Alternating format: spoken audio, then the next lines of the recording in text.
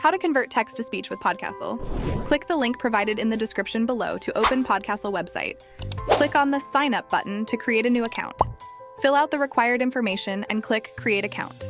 Once you have activated your account, log into your Podcastle account using your credentials. On the main dashboard, locate the Text-to-Speech feature and click on it. This will take you to the text-to-speech section of the platform.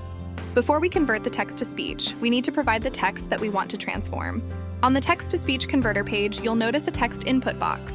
Simply type or paste your desired text into this area.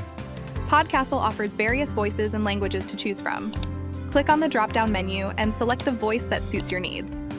Before finalizing your text-to-speech conversion, you can preview how it sounds by clicking on the Preview button. After you are satisfied with the converted audio, it's time to export and save it for your desired use. Podcastle allows you to download the audio file in various formats, such as MP3 or WAV. Simply click on the export option, choose your preferred format, and save the file to your device.